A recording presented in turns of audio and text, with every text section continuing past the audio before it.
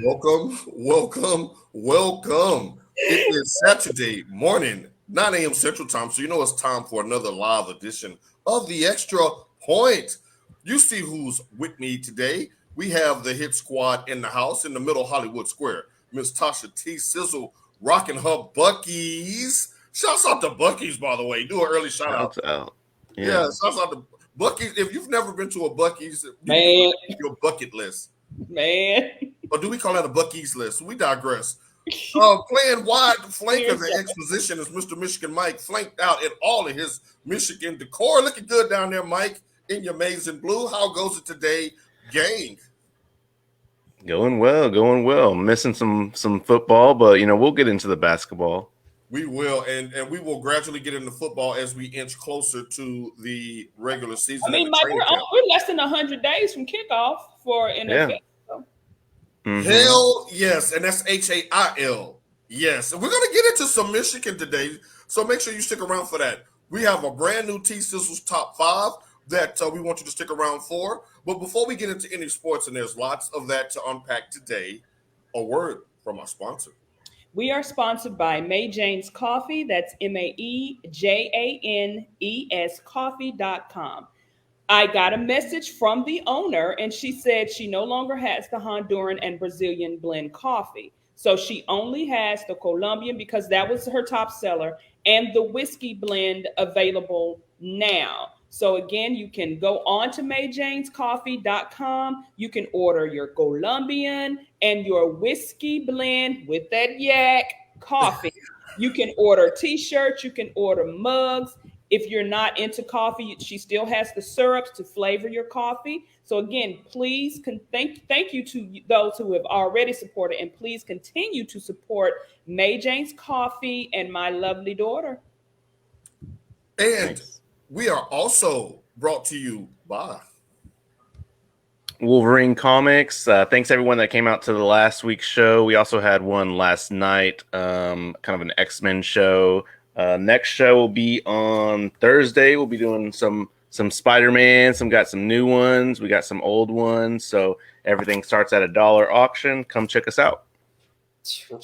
Right on, right on. Thank you so much to our illustrious sponsors. Let's bring the crew up. Now, y'all, we're down to the last two. The NBA Finals is upon us. It was I don't even know what you want to call this game one.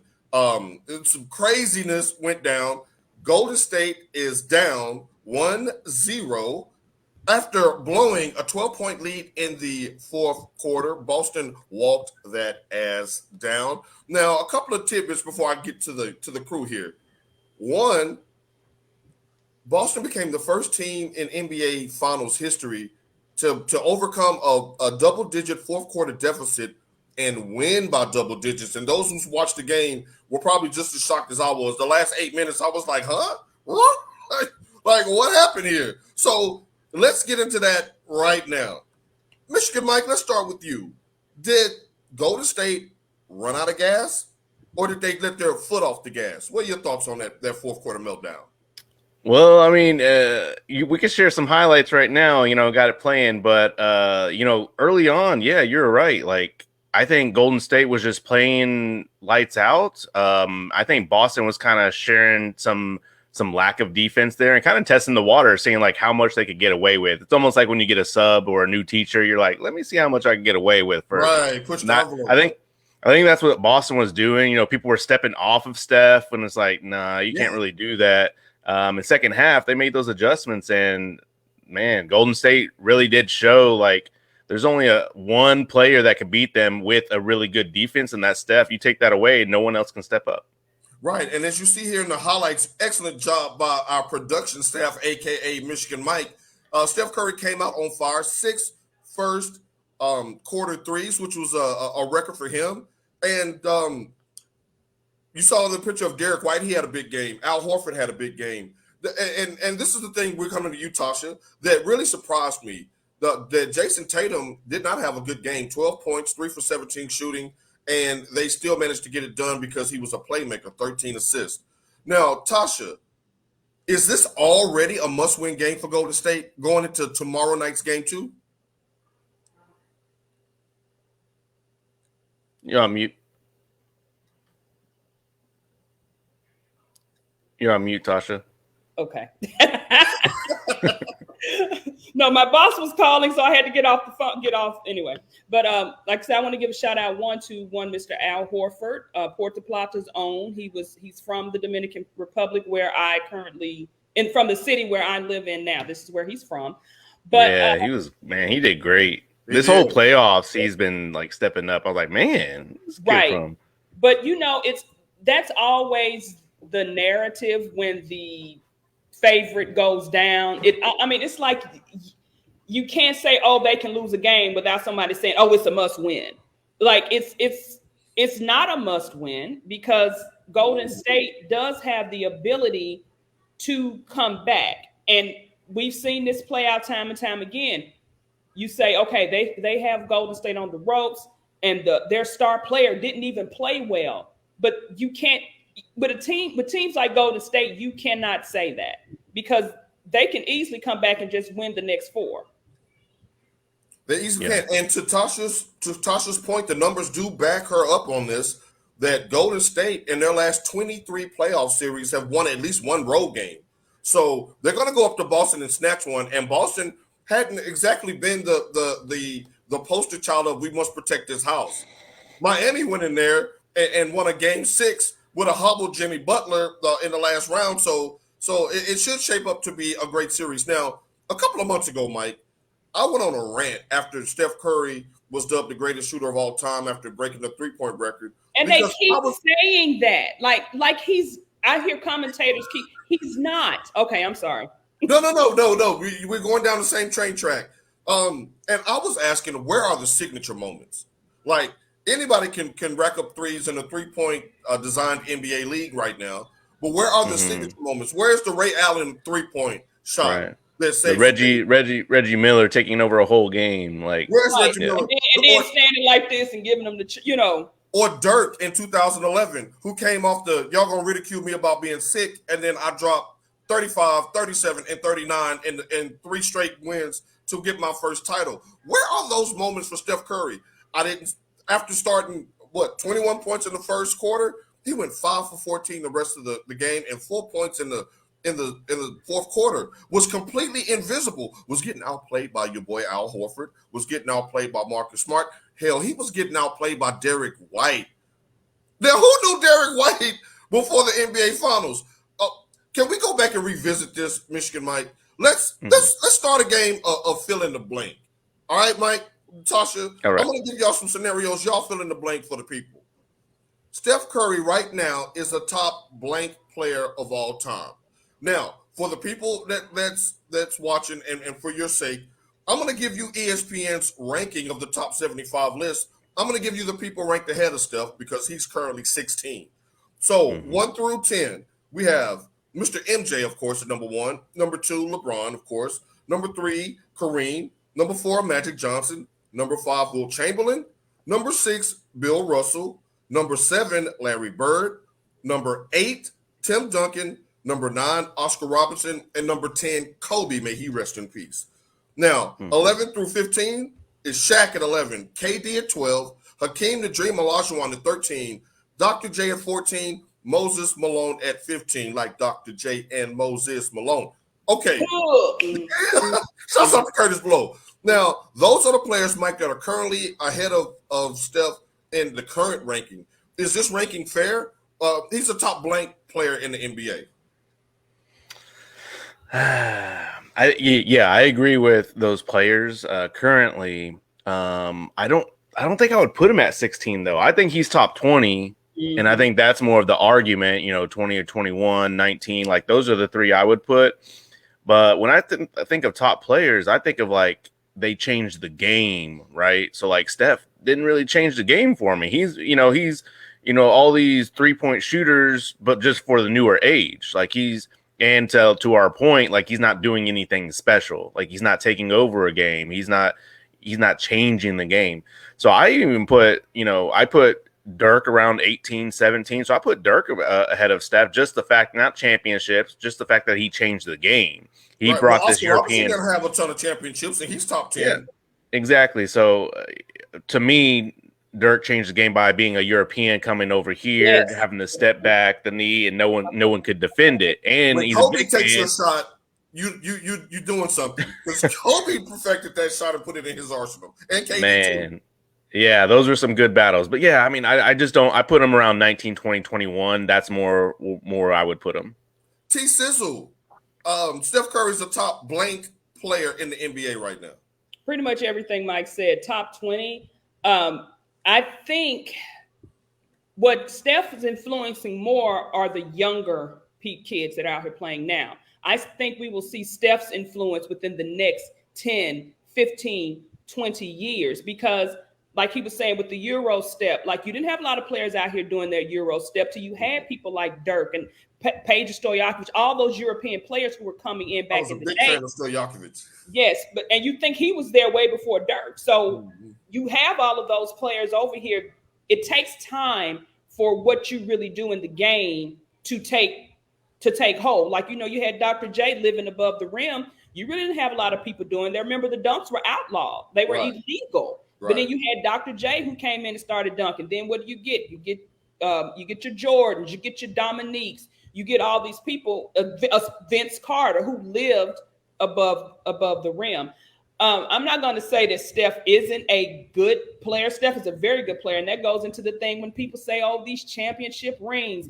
You have so many great players who are better than some players who have won rings. I hate when Tasha, let's pause you right there because you have just segued into the next question. So I want to save this juice for the next question. If Steph wins the chip and the finals MVP, and shouts out to Damian Coulter checking in. If Steph wins the finals and the MVP this year, he moves up to top blank of all time. I mean, I'm still going because I can't see myself taking any of those. I mean, I cannot see myself taking some of those players off of that list that are ahead of him. I can't. And that's why I wanted to put the list out there so you get a context of who do you take off if you move him into the top 15 or the top 10. I mean, again, we didn't see Bob Cousy and we didn't see Oscar Robertson. We didn't see those type of play. We didn't see those guys playing, but the impact that they had on the game. And if you go back and watch that old footage, like somebody said last week, it was only 10 teams back in the day, but they were dominating with the skill set that they had for those days. Right. I don't really see Steph as a dominating player. Like, yeah, he can get in, he can take over a game, he can win you a game. Like, and we've all witnessed Steph at any point. Can he win you a championship though? He'll win you a regular season game. I mean, but we know if the game is on the line, hey, Steph will go out there and do what he feels like he needs to do, which is shoot them threes from half court. Like he can win you a game, but you also have somebody like a Klay Thompson. Like when you get into Draymond, when he went on the Colin Cowherd show, and KD kind of had to step in. I understand you trying to give your boy that praise, and we all know. If somebody say something about Michigan, Mike, no, I'm gonna have Mike back. Right, even if it's one of us that does it. Right, I'm gonna have your back too, but don't get out there and try to discredit and say Steph was the end all to be all when. Really, to be honest, at that time, KD was the star of the team. He's ranked ahead of Steph right now with less rings. To prove your point. Now we have a comment. Curry isn't better than Isaiah Thomas. I know that's just right in your wheelhouse, huh? One Mr. Out of Chicago, Illinois, Isaiah Lord Thomas. No. I totally agree with you on that one. Give me Zeke any day of the week. Who can drop 25 in a quarter with their ankle looking like a cantaloupe like he did in the 87 finals of game 6? Mike. Nobody. All right, Keith Sweat, he's coming to town in a couple of weeks, by the way. Choctaw? Right, the R&B king down here. Now, Mike, she brought up KD. Now, let's talk KD. KD will win blank more titles before he retires. I think it's going to be one. I can foresee one. Another one. I'm being nice. I'm going to say one. I mean, I think he still does. He has a lot of talent there. And I think that he has a lot of millennial issues and a lot of team development. What do you think about millennial issues? Because we have a lot of Gen Gen X and baby boomers to watch the show. He's sensitive. He's sensitive. He doesn't know how to work with the team as well, just in the fact that it's almost like being an only child. Y'all know what that is. And so it's like, it's my way or the highway. And then people say, all right, bye. And then they're like, wait. Well, fine, then I don't need you. And then now, hey, it's my way or the highway. And then people just keep doing that. They don't want to play with them. I think that he doesn't know how to play. Maybe he has like superiority disorder, to where like he just doesn't like people telling him what to do. And that's going to be hard to play in the NBA. Like it is hard. Like you still got bosses. You still have skip supervisors. You have all that. So I don't think this week he's gotten into it with Draymond. He's gotten into it with Stephen A. Smith. He's gotten into it with Shannon Sharp, and he's gotten into it with Skip Bayless, all because they're just giving their opinions on basketball. I think he's taking it too far. If y'all remember that skit, Dave Chappelle, or keeping it real goes wrong. That's what it's KD. It's KD right now. When keeping it real goes wrong, there's a time and a place for it, and right now is not the place or the time for that right now. Just keep your mouth shut. Let's try to work for a team. I think he's trying to compare himself too much to LeBron. Okay. You hit the nail on the head. Wait a minute. Hold on. Yeah. He has a LeBron complex. He went to Oakland to leapfrog LeBron. He beat LeBron in 2 straight finals, 7 games to 1, and still nobody gave him his props as the best player in the world. I think he thinks he's the best player in the world, or should be considered, and it never was. Now, the user says KD might love the game too much. He needs to get a wife and some kids, maybe. Now, that may sound like a shot, just when you first hear it. But if you look back overall, maybe like with LeBron, he does have a family. He does have businesses. He does have like a full life that's not just centered around basketball. $1 billion businesses. Let's put that out there. $1 billion businesses. Yes, and we will get to that in just a second as well. But KD got too much time on his hand. Burner accounts. Mike, you have 2 children. You got 2 children. You got time for a burner account? No, I ain't got time for no account. Don't have time for a burner account. Besides my comics, Now, Ray Lab says he can never fill the shoes of LeBron. And he ain't got to. And he ain't trying to. Y'all know what's yours, Tasha. I don't know where y'all getting that from, but I'm like, Mike, I can give you one more championship because that window is narrow if it's not already closed. KD possesses and is one of the most dominating, prolific scorers and shooters the game has ever seen. We cannot take that away from them. I don't think he's jerk with handles. Right. I don't think he's trying to be like LeBron because their game is totally different. No.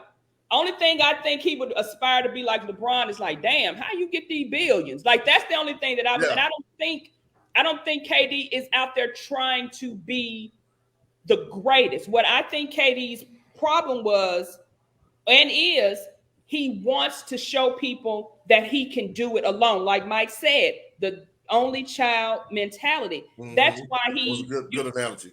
Yeah, he wants to show, hey, I can go and do. People said I went to Golden State, and that's the only reason I won those championships because I went to Golden State. But he was the best player on that team. He was the best player on that team. But in his mind, like you said, the Gen Z, all of this, he's thinking for me to be labeled as one of the greatest, I have to go and do this on my own. And that is his downfall, trying to do it on his own. If I'm winning, if I'm stacking my coin, I don't give a damn what nobody says about it. I really don't. I would stayed in Golden State, kept doing when I'm in the decline, let Steph, let Clay, let them take over the scoring.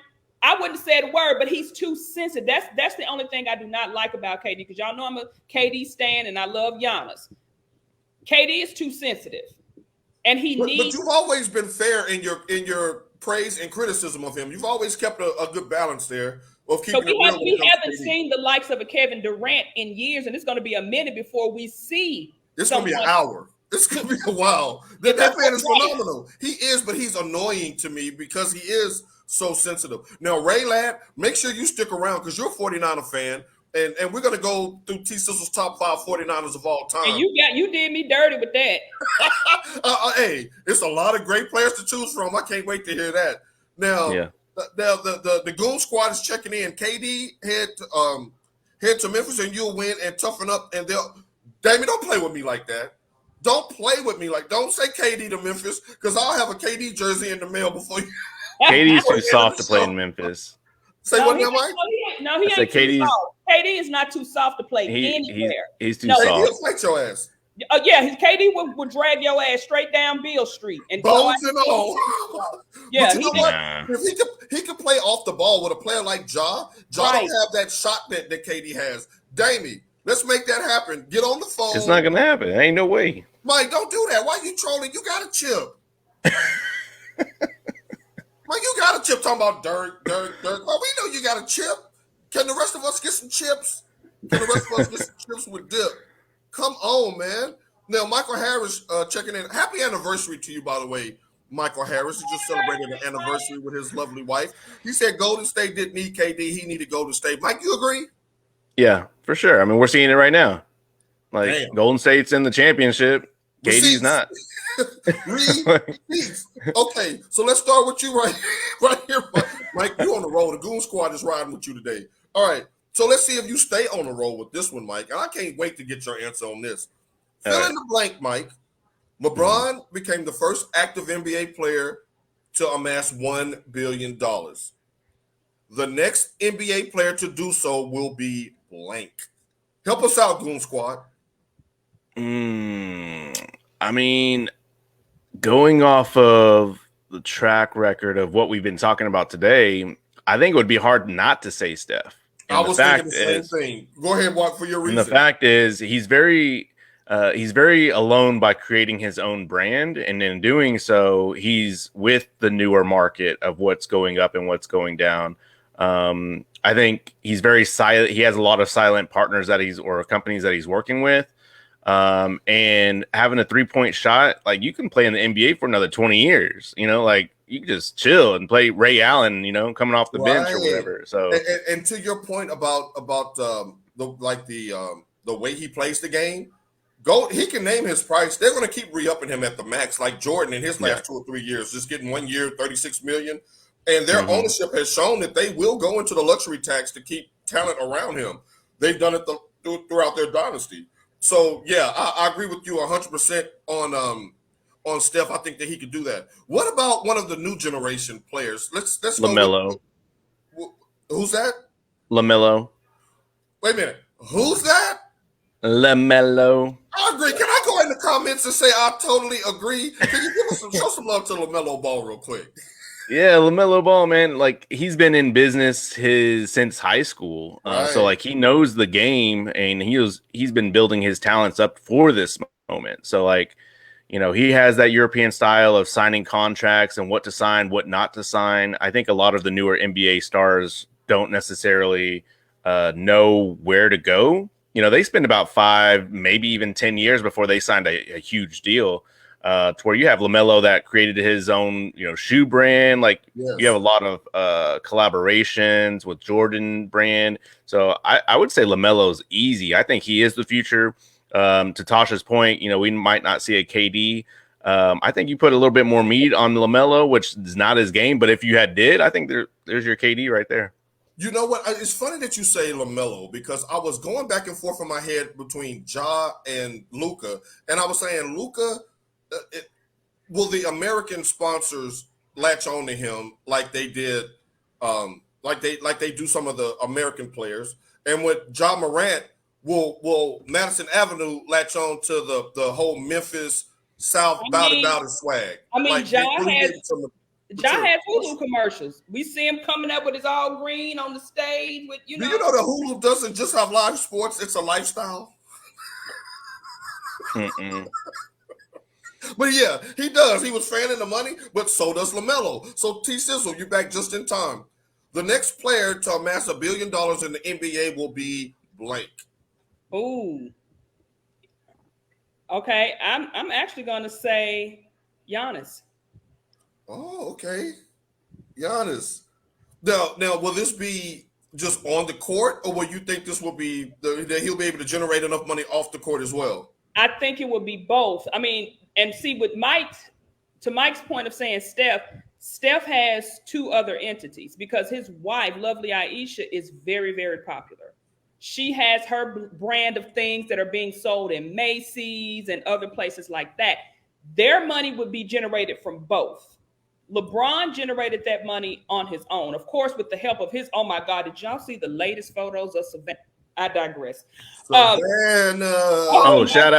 to LeBron. He's making a reboot of the House Party. Speaking of last week's show, of who? Of what? Of what? House Party featuring who? I don't know if he's going to be in it, but his production's going to be doing it. No, but who was House Party? Well, who did the original House Party? I just want to hear somebody say it. Ren and Stimpy. No, it wasn't. It was who? Peter and Bunny, and they like to boom. Beavis and Butthead. Right. But because Giannis has the appeal, first of all, you know, his African roots he's of Nigeria Greece by way of Nigeria.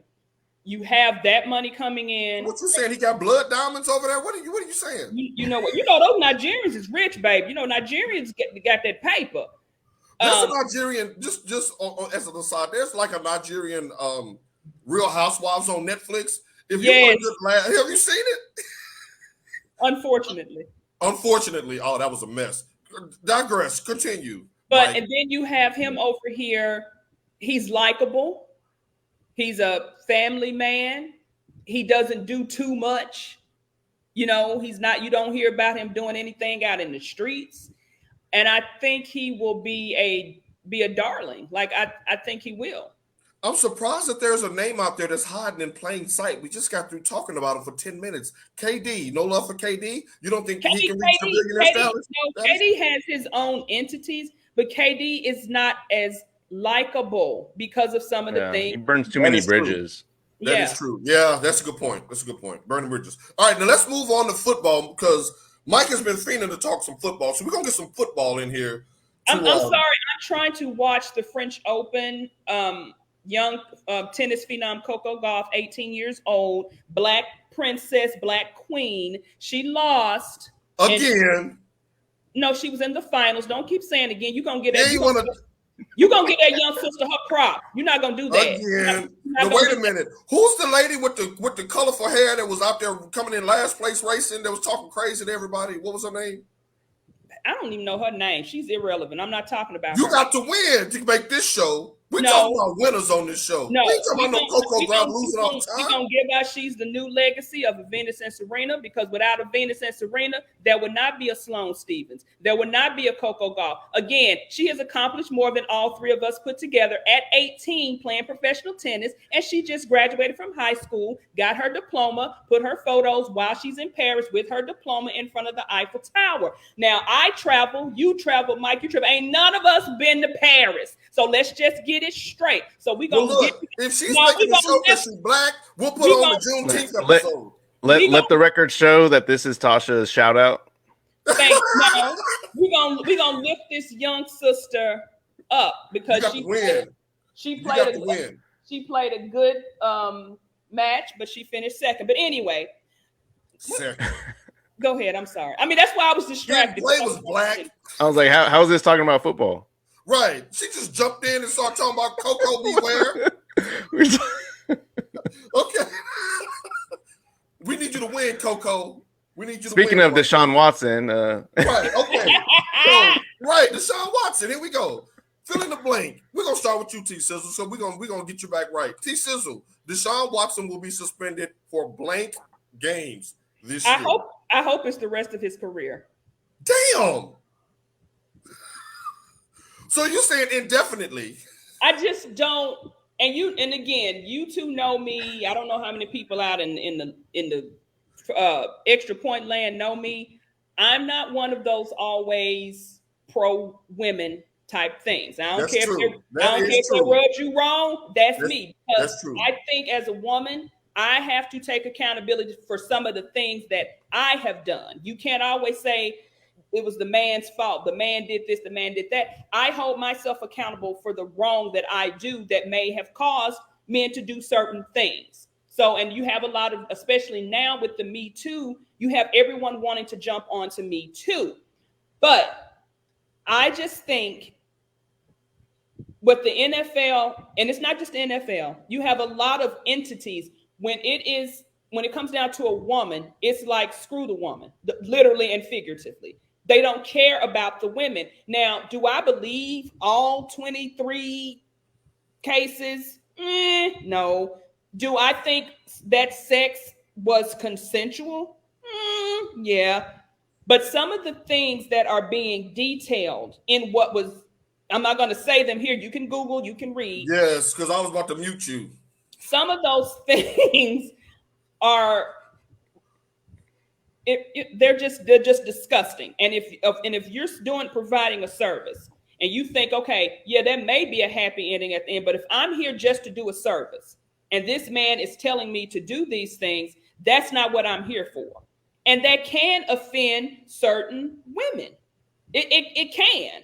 So I just don't think what he stands for. And everybody say, oh, well, you didn't say this about being right. Yes, I did. I talked we just didn't have a big platform then. I talk funky about Ben Roethlisberger, and I like Big Ben. I like Deshaun Watson. But I just don't agree with the Haslams. I don't agree with the NFL. If you're saying, oh, we're still investigating, so you're saying the police didn't do a good enough job. What are you investigating? You care more about the damn Pro Bowl than you do about, this case. And it's like I said, it's sad that it happened at this time. But it was Cleveland. That's something like Damien just said right here. He says 8 games. Cleveland put money on the grill and threw lighter fluid on it. What are you doing, Cleveland? They did. That was entirely too wasted money. Right. And now it's affecting real players, again, who keep their nose clean, Lamar Jackson, with his negotiations, because now they're looking at, okay, we're going to let him, maybe get him a contract at the end of the season. But then if he gets hurt, then he's screwed. And why? Because they gave Deshaun Watson all this money, and Lamar's like, wait, I'm the MVP. So I want to do a little like investigation here, because we talked about this early on when this came up of Deshaun Watson and Cleveland pulling that trigger, and everyone's like, y'all are trying to change the game too soon, and they're depending on which way it goes, it's going to change the whole NFL because of that contract. Right. I think some NFL, like, let's throw another case in there and suspend him for a whole season and see how that contract plays out. Mike, you said it, and you hit the nail on the head then, and I still believe you today. That contract is going to lead to a lockout. Yeah. Fully guaranteed. You ain't Shaq and Kobe. Like, what is going on? So, Mike, your official answer. Deshaun Watson will be suspended for blank games this year.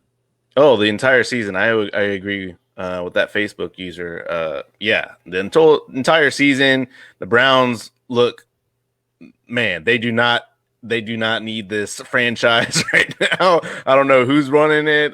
They need to be overthrown. Get out of there. If it was Brady, I can understand. Like it's the monarchy. Right. Yeah. But Deshaun Watson ain't played in no championship games. He hadn't been in no Super Bowls. Here's my thing, and I'm going to keep this short and sweet. Let's bring it down to our level, non-millionaire status level. If Tasha tells me, for now, hey,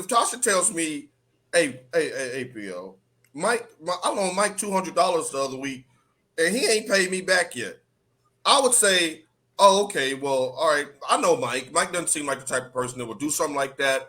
Okay, that's just a one-off. Maybe there was some miscommunication. Maybe he may be struggling. Maybe he just hadn't got it back to you yet. Maybe he don't have it yet. But if 23 different people tell me that Mike owe them money, I'm going to be like, well, Mike, like Tasha don't know this other cat. This other cat don't know this other cat. Like 23 different people.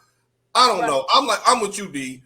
They done filleted that money, and that's going to set their franchise back a decade when he goes to jail. If it wasn't already behind. Right, and then let's just say he still plays, and then they still don't win a damn thing. Because that's not guaranteed. You see the AFC?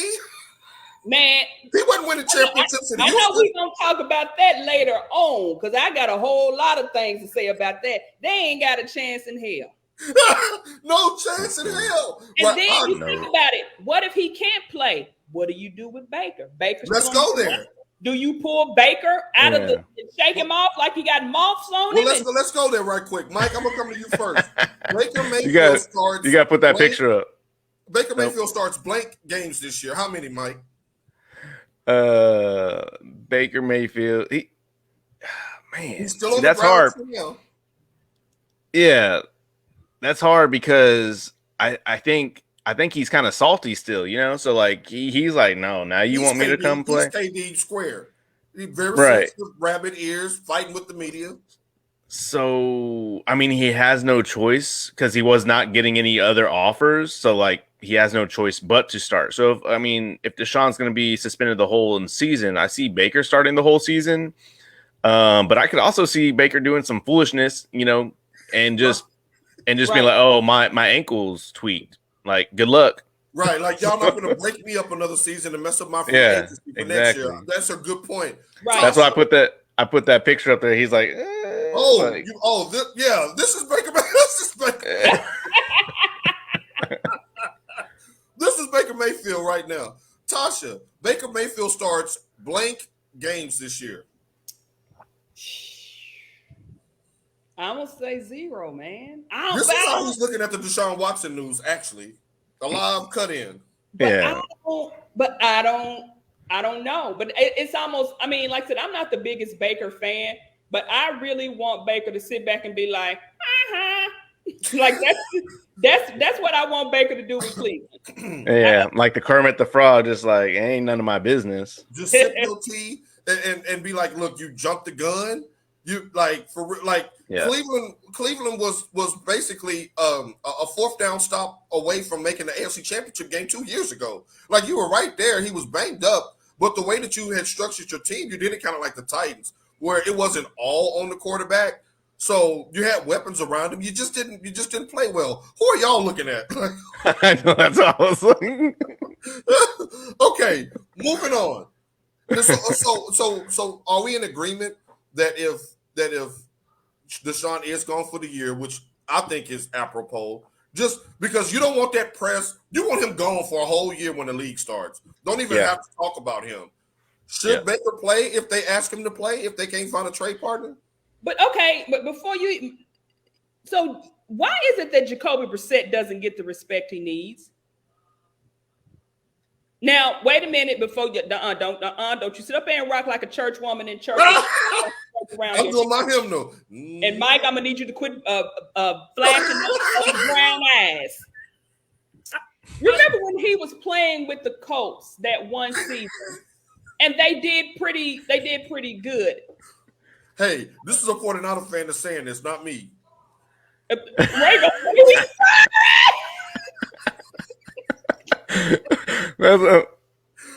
mean, again, remember, and I thought about this just out of the blue. When Paul gave us that list, and we went down the list of who is Baker Mayfield, you know, is he better than this quarterback? And again, Baker Mayfield is better than at least 15 to 20 of the quarterbacks. Is Jacoby Brissett one of them? Yes, but I just if Baker does get out there, does he tank on purpose, or does he have petty? He got some petty in him. Yeah. Or does he say, "Let me play because they don't want me anyway. Let me play, show people that I'm a good leader." Drive up your market. So for his, you have. That's what I'm saying. Like he has no other choice but to start and play and do good because he's not getting any other offers right now. So no one's impressed with his play right now. So it's kind of like this is your last NFL season. What are you going to do with it? All right. That's going to be a fascinating story to watch because Cleveland had finally gotten it right and was building some momentum to be at least a consistent playoff contender, and now they just a crap show again. Again, a circus. This is crazy. Now, y'all better be nice on this one, because I'm not fooling around with y'all. Y'all better be nice. Dak Prescott. Here we go. Why are we even talking about him again? No, that's because we talking about him because he's a Cowboy. Clanger, Tasha. Clanger. Dak Prescott is a top blank quarterback in the NFL. Go. You want me to go first? Go, Mike. I don't care who go first. Because I'm going to go off on both of y'all. I'm gonna go top 15. I'll put him in the middle of that. I don't know where. I just don't. He's not top 10. No, not top 10. I'm kind of with Mike. He's the 15, 20. Now it depends on if you're 15 top 10 or 20 Wait in a minute. the NFL. Oh, she said 20. Wait a minute. It depends on if you're talking about regular season or a culmination of regular season. Because playoffs, he's 30. How many teams in the league? Playoffs, he's like 32. 27. If it's playoffs, he's 27 to 33, 30, whatever many teams is in the league. He's at the bottom. This But is so disrespectful. But regular season Dak is a superstar. It's just, like I said, it depends on how you're answering this question. So what's the median? Where's the median there? What's your average then? He weights out to a superstar regular season, bottom five like Dak playoffs. said, around 15-ish. So just for the record, Dak Prescott was 7th in passing last year and 3rd in QBR, only behind Aaron Rodgers and Joey Cool Burrow. Y'all is just so disrespectful. And Joe Burrow got knocked on his ass 573 times in the season and still made it to the AFC Championship game. That's because Ryan Tannehill is a bum. Damien, don't let them get started on that game again. Come on now. Look, Dak Prescott. You comparing Tannehill to Dak, that's kind of what we're saying. Like, no, that's what Dak is. On how they no, you said it. You said it great. Tannehill and Dak, that's the same comparison. Same thing. Tannehill's numbers are better than a lot of your favorite rappers' numbers since 2019. But again, that's what I'm saying. It depends on how you're asking the question. Is it just regular season Dak or is it culmination Dak? Let's say preseason top 10 because and this is why I want to say you could just throw it all in there because both of you are going to pick Justin Herbert ahead of Dak, right? Yes. Yeah. He ain't made no playoffs. But his potential. He hasn't even made the playoffs. But look. No. Top quarterback. No. We're talking about top quarterbacks, like top skill and what they've done in the regular season or postseason. Right.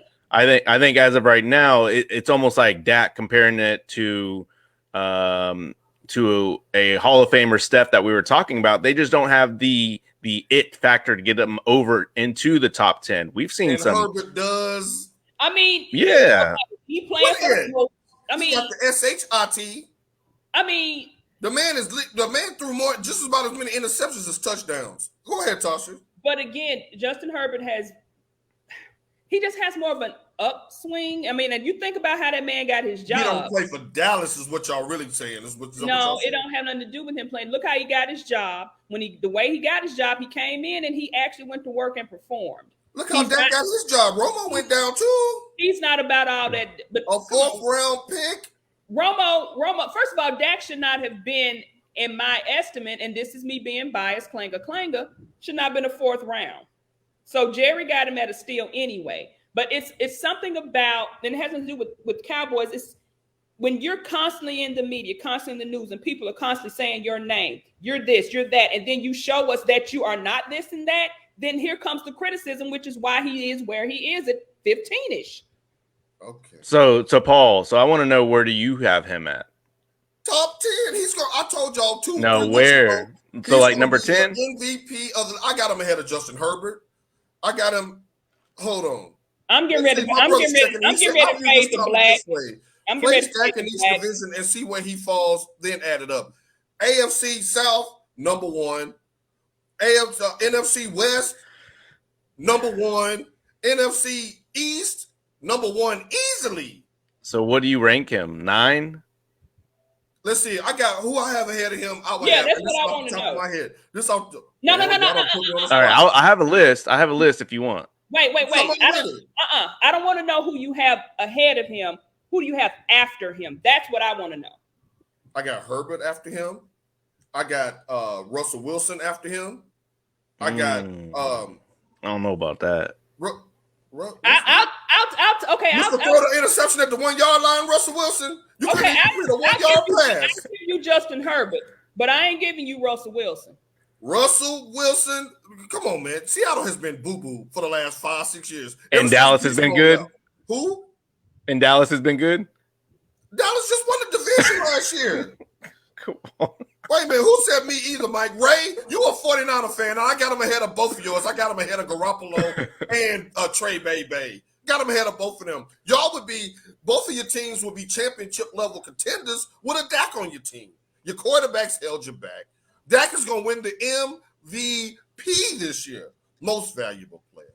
Dak was the rookie of the year.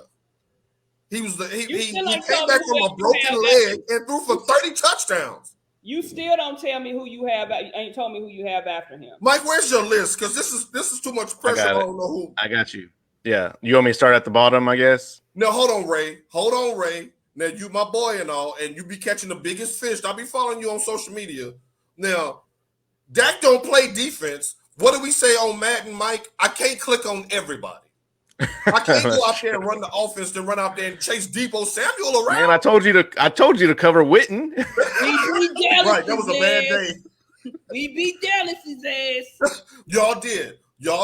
But that was because y'all were physical. Y'all ran it down our throat, and Debo Samuel was unguardable. And we were one dropped interception by what's his name, Tat, from going to the Super Bowl anyway. It would have had to be in Garoppolo's hands had he caught that interception. So, do y'all agree with Facebook user Dak is overrated because he has that star on his helmet? No, he's overrated. Well, it depends. I mean, by what I was gonna say. I was like, I don't think that he's highly rated. So, I mean, it depends on who you ask. Well, I'm asking you, Mike.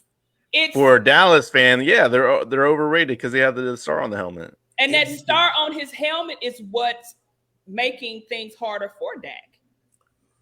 Dak Prescott. See, I don't think people remember the Dallas Cowboys pre-Dak when Romo was out there wetting the bed. 8. He come around his rookie year, wins rookie of the year over Zeke, will send the team to the playoffs. If the Green Bay kicker didn't kick a 60-yarder at the buzzer, they advanced then. He has won a playoff game over who? Russell Wilson. That's why I have him ahead of Russ. He beat him head-to-head in the playoffs. And last year, San Francisco was just too physical for Dallas's defense. So if you're saying because he won a game over Russell, yes, Garoppolo won a game over Dak. Okay, good job right there by you. But Garoppolo is the same player that y'all want out of there. I didn't want him there. Garoppolo kept Dallas in that game throwing them picks. Now, see, Mike is laughing because he loved talking football. So Dak has a losing record against winning teams. A lot of teams do. A lot of quarterbacks do. Don't ask me to name. Not Tom Brady. Huh? I said not Tom Brady or Aaron Rodgers. About the flake game. Every time we talk about get Brady into the show. Not the GOAT. He gonna get Brady into the show. Hold on. You want to talk about top quarterbacks and not talk about Tom Brady? Yeah. Yes. And the 49er fan says Garoppolo don't count no more. Exactly. He was the reason why the game was close. It should have been 30-10. I mean, and it's sad because even with Garoppolo, we've gone to the cusp. We've been in Super Bowls and in the position to go to Super Bowls with Garoppolo, but we lost it because of Garoppolo. We're not going to talk about him. He's like Ray said, he don't count no more. Okay, since he don't count no more, I'm saying Dak is a top 10 quarterback in the league. Y'all say top 10. He ain't no count. Ooh, when the fall hit and Dak started doing that. No. Let that rock. Woo, it's going down. All right. So let's get into your wheelhouse since you trashing on my team, Mike. You decked out in your block M. Go ahead and show your shirt. Boom. Okay. Michigan. Oh, what's this? Will you got up here? Blank games this fall. Keep that up. Let's see. Don't add the one and carrying the two, Mike. What's cover the tip, man? Wins? Undefeated. Tasha, let's just go to you. Tasha, let's go. I mean, what game they gonna lose? Maybe Ohio. That's it. I got 9 easy. And then we're gonna start dissecting because we play Penn State at home this year, so that's 10. Oh, we play little brother U at home, but Little brother, we always lose to little brother at home. We only beat them on the road. State plays us better at home, so that could be a give or take. And then that's what I said. Oh, maybe Ohio. That's it. So I said, so we could do. I think, the only 2 losses I think we could have would be State and the FIs. Iowa would be a tough one because they're going to make that a night game at Iowa. Looking at the little kids, that karma be swinging. But I like the new swagger that Michigan brings. They take that hype. They're like, yeah, that's our hype now. They take that over. So I kind of like that. Way to go, Tasha. That is for the kids in Iowa. I rock with you on that. But my thing is, Michigan has, when you say undefeated, Mike, I would, as a fan, of course, I'm like, yay. But I'm tired of being Charlie Brown and they be Lucy and they move that ball every time we ready to kick it. Tasha, how many times have we gone into a season with expectations and we out of the running by October 1st? Now, because, like you said, let's say we beat Penn State, we beat little brother. That's gonna be tough, right? Then we got a chance to mess around and lose to Nebraska. Nebraska was on our arse. They Mm-mm. were on our arse. If Mr. Martinez didn't fumble that ball in his own 20-yard line, we would have lost that game last year. He fumbled the game away, and we kicked the game-winning field goal. Yep, but I think Iowa's gonna, because Iowa just always plays tough, and Iowa. That Big Ten championship game was brutal. Yes, so I don't know about Iowa. I think we're gonna smoke them. But that's again regular season and then championship. Yeah. That's true. That was neutral site too. That's true. It's different. And that wasn't the same Iowa team that we had been used to seeing either. They typically play us stronger than that. I believe it was 10-7 the last time that they played in the regular season. Michigan held on for that victory. But one thing that I will credit the athletic department of Michigan for doing, because I don't think it was necessarily a Harbaugh that did it, I credit them for September 3rd through October the 1st. Get those big boys off the schedule. We play in a tough enough conference that we can't afford to be playing all these crazy teams, the Notre Dames and the Washingtons, who should have been better than they were last year. Yeah. And we play Florida and Alabama in the kickoff classic and all of that. Nah. Because 10 years ago, we actually signed against Texas. It was supposed to be against Texas September 3rd. And y'all see that changed. Good. We ain't trying to play against Arch Manning. Tasha, you were saying? Oh, I don't even know what I was saying now. Sorry. I'm glad, Mike, you got the schedule up here because I'm like, but what do you think? Mike, answer this. Who's the best running back out of Michigan? Some couple of good candidates. And that's a great question. Man, you got Mike fired up now. I mean, I really like Mike Hart. Just the fact that he brought that swagger back to Michigan when we were down too. Mike, he said running back, not running back coach. Now, Mike Hart was the greatest running back in Michigan history. Let's just say that. Then somebody said Tyrone Wheatley. Now, he was the man too. Hey, Tyrone Wheatley was the man. Hey. This guy knows his football. Yeah, Tyrone Wheatley. He's a boxer now, I think. Really? Damie said his son is. Don't let IU hang around, knock him out early. Y'all ain't even bring up Tishmanga Biakapatua. Come on, man. He did outplay Eddie George's ass in the 95 game. Man, I do not like Eddie George is a tough player because I like him at Tennessee, but I hated him at Ohio, man. Hey, but Tim Biakapatua would put up 299 on him. So, so shouts out. But who's the best player running back on the roster today, Mike? Blake Corum, is that who you're going with?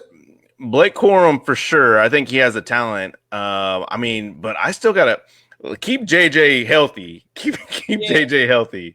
I think that's in just a second. That's a top talent right there. He can sling that ball. Edwards, I think he's better than Hassan Haskins. I think he's more elusive. He's more athletic and better in the passing game. Keep your eye on Donovan Edwards. He started getting more playing time as the season progressed. He played great against Ohio State, but he did not get enough touches. You saw the one-hand grab on the screen pass. Yeah. He runs tough. He's elusive, and he's money in the open field. And what people don't realize is we had 2 wide receivers that were our star wide receivers early in the season get hurt from last season. So it's Yeah, like, Ricky man, if Bell. we have a good receiving core, like It's Ronnie Bell, we have some quarterbacks that can launch the ball. Okay, so speaking of quarterbacks, let me bring y'all faces back up here. Speaking of quarterbacks, oh, wrong one. There you go, Tasha. Speaking of quarterbacks, Michigan has, before we go here, let me ask y'all this since we've been talking rankings. I saw on Big Ten Network, I followed them on Twitter, they said that the Michigan quarterback room is the 29th best in the nation. Is that too low? Yeah, that's too low. What are you talking Look about? at y'all's face. I'm going to screenshot that. What are you talking 29th. That's disrespectful right there. That's Man, ain't no love for the maize and blue, man. So with that being said, let's let the other people who may not be Michigan followers in on this. Now, Michigan has a 2-quarterback situation right now. Last year, they have a returning, reigning Big Ten champion who does have a victory over Ohio. In Ann Arbor, you cannot discredit a victory over Ohio in a Big Ten championship. You can't discredit that. But young star phenom, J.J. McCarthy, who I am worried is going to enter the transfer portal, is going to be battling for the starting job this year. My question to you, Mike, is how many games does he start this year? I still think that they're going to try to conserve. Please don't say this, Mike. Conserve it. I mean, honestly, you have to, even coming from an outsider, you know, like if you were trying to get a position and the person ahead of you is doing a great job, you wouldn't want to take over that too early anyways, because you're like, man, what if that happens to me? What if I'm in that shoes and they just get a top talent? Am I going to finish out my senior year? Hey, that's the kind of problem that you want at the University of Michigan at the quarterback position, because we haven't had that problem. Remember Devin Gardner? You know what? I think, in no disrespect to anybody who has another opinion, but I think it's no brainer. I think it's quarterback. I mean, these are big topics, but it's. There we go. All right. Who was that? Coco Groff. I don't know what that was. I was trying to. And I was like, someone's trying to get in here. The table. She got somebody under the table feeding her information. Like, yeah. I was trying to pull up the volume, and then this a pop-up thing came up, and I'm like, "Where's this pop-up thing at?" Hey, we know what sites them pop-ups. We got some spies over here. We got some spies. Right. You know them pop-ups. So Tasha, how many games does he start this year? Mike didn't give an answer. I say 2. Okay, Mike says 2. And that's being nice. Y'all, okay, Mike, let me ask you this. Do you really think, I mean, we were all clamoring for, like, put JJ in. We were all saying that. Mm-hmm. Do you really think McNamara's going to really just... No, he's not going down without a fight. No, I think it's going to have to be, you know, knock on wood that it doesn't happen. I think it happens due to injury. Now, let's see, play it out. Oh, Michigan, not, Mike. Knock on wood. I just said knock on wood. I already did that. So I think Michigan goes undefeated up until the game.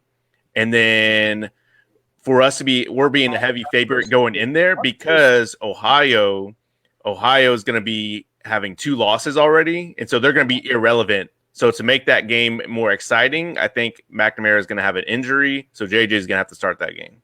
But I'm with you, Mike. I mean, Paul, if they don't put JJ in, I can see us losing him. He's gone. If he's not gonna spend another 2 years because McNamara's not even a senior. And he's what, a sophomore? I mean, and for Harbaugh to supposed to be quote unquote the quarterback whisperer, why you ain't whispering in these folks' ears and telling them what? Well, he's at least redshirted, so that's good. But I mean, it's just like McNamara sometimes he was making it like he make this great play, and then it's like when he dropped back and he gets the ball, you just like, oh my God, and wait for the roar of the crowd to tell you whether or not he did something. He throws a slow ball for sure. Absolutely fact. Yes. The double Dutch bust, that's what he does. How many times what he averaged 1.5 padded down balls or whatever. Man, like he hitting the defenders in the head with the ball. Yeah. Sometimes his own O-line. That's what I meant to say. You're right. His own O-line ball flipping back behind his head. Here's my thing, and this was my problem last year. J.J. McCarthy went to IMG. J.J. McCarthy is a 5-star recruit. J.J. McCarthy came in, and you know he's looking at McCarthy like physically, tool-wise, I am better than this guy. Why am I not playing? They're going to lose this kid. He's going to wind up out there at USC with Lincoln Riley, you know, because Lincoln Riley going to shell out the money. Right. you have to make a decision now that who would you rather lose? Who would you rather enter the portal for the next 2 years? I mean, but look, I would start JJ for sure. Right. You remember when he brought what's the name in and we wanted what's the black dude that's at Tennessee? Oh my God. Oh yeah. Milton. Joe Milton. Remember when he put Shea Patterson in and we were like, like why? That's my most embarrassing take of all time. I thought Shea Patterson was really Paul called that one. I thought Joe Milton was too. I was wrong on both of them. Maybe I'm wrong on JJ. No, JJ went out there and produced at a high level. JJ can sling that ball, and he has a gravitas around him. And we don't have Adabo and the other guy. He's from Detroit. Hutchinson. We don't have them two coming off the edge no more, giving us those great field positions and turnovers and sacks and all of that. We're gonna have to sling that ball. But Michigan is one of those. Is not like a Bama, where Bama is a next man up. But for some reason, when it's been coming to this defense, we've been kind of next man up. Yeah, that is true. Our linebacker core. NFL. Our linebacker core is supposed to be the strong core this season, so watch out for them.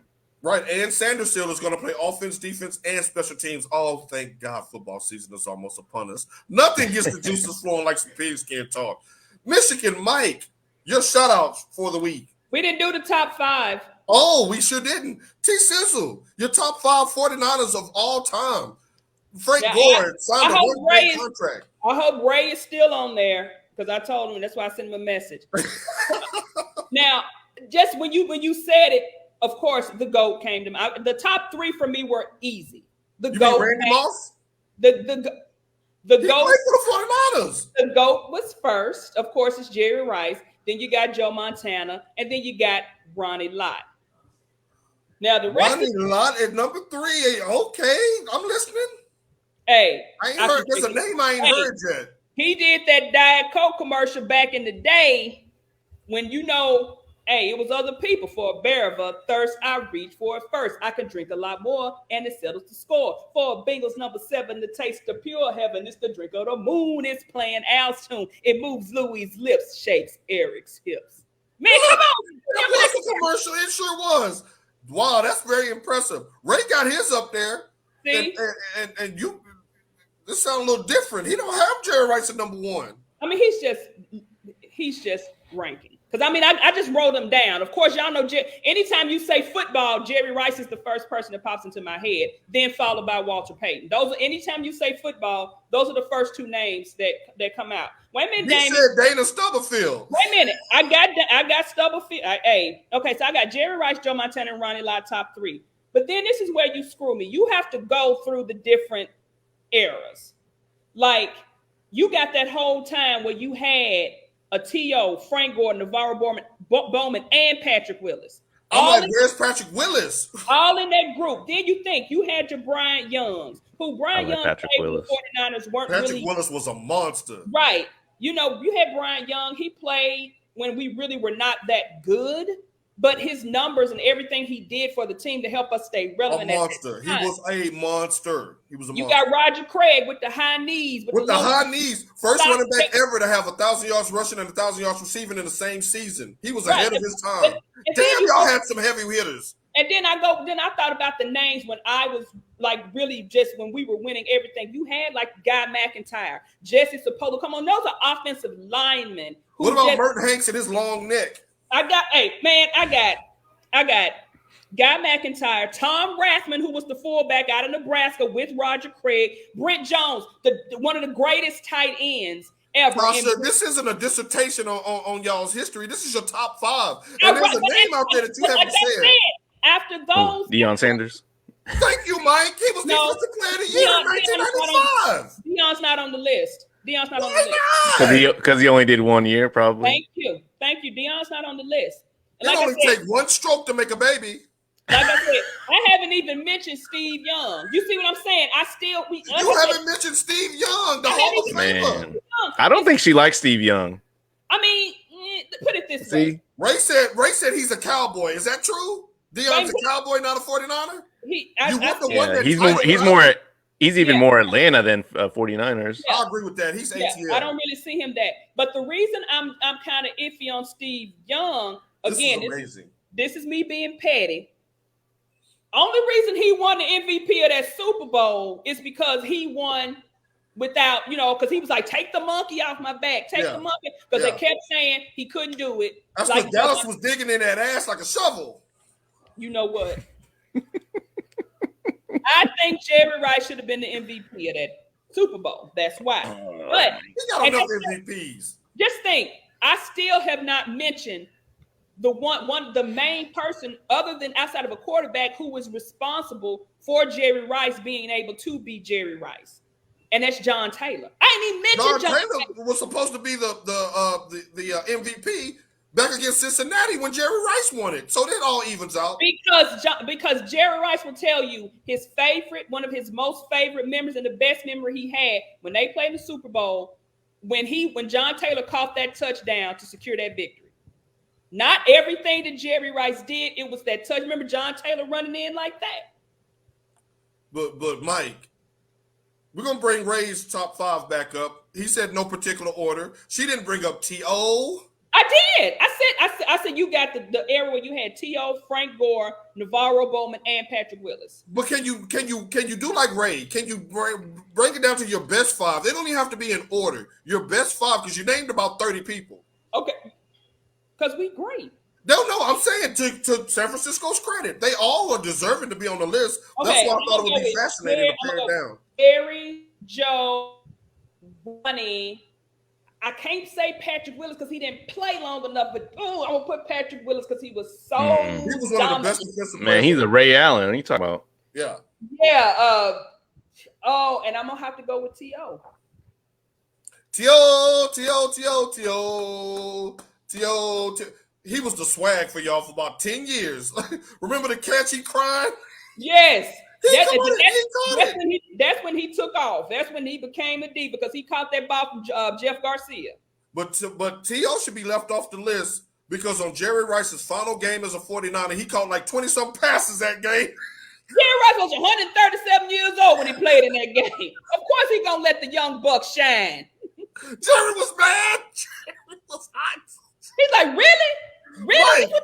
Can you imagine this is my last game? I'm the face of the franchise, and you catch an NFL record 22 passes. Like, that's what happened to. That's what happened to like Emmitt Smith's game, where he came back for one game, but like stepped on and stepped right off.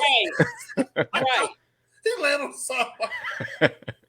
Like really, I almost said something. Be quiet before it comes out. No, that's a fascinating list, and Mike, we're gonna put you in the hot seat because there's gonna be a top 5 Michigan players of all time coming soon. That I can't wait for since you after her. The top 5 Eagles. Yeah, that's gonna be tough too. I like some. Brown?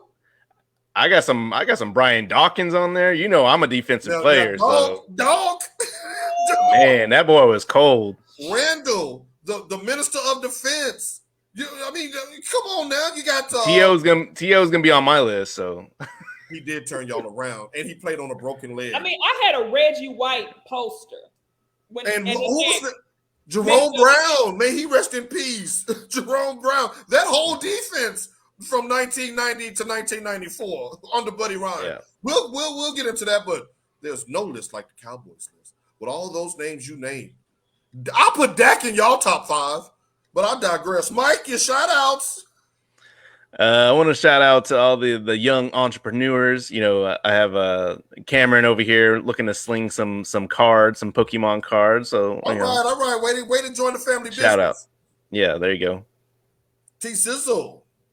I just got shout outs to this beach because I'm getting ready to get back. See why my hair is already messed up from seawater. I'm getting ready to get back into the ocean and float and swim a little. I may go on a boat today. I'm not sure because I really don't want to, but I am going to get in the ocean again today.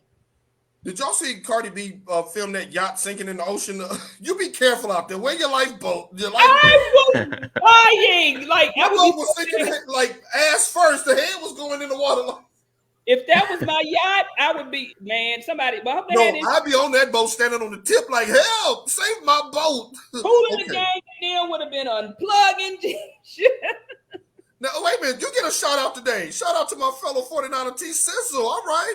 Thank you, Ray. Mike, my brother says Harold Carmichael. Hey, we from the 70s and 80s. Harold Carmichael was a monster. That was pre-Michigan Mike days. But that's back when Dallas was sorry and the Eagles would just slap us up. Man, and I ain't even mentioned Charles Haley. He was the first NFL player to get 5 Super Bowls. Man, I'm sorry. Charles Haley can play today. Ken Norton. Ken Norton was the first NFL player. What did he do after a sack? row. That's after the Cowboys was done getting 3 rings with him. He went to 49ers. Yeah, then he came to us. Yeah. Right. Okay, I'm going to close the show with a shout out to my nephew, Carter Paul Coulter. He just graduated to the 3rd grade with all A's. Way to go, Carter. Nice. Way to go. Education is the key. You're looking at 3 educated people right here on the show. So we will holler at y'all about 6 days and about 23 hours or so. Don't meet us here. Beat us here. We'll see you next week. Peace.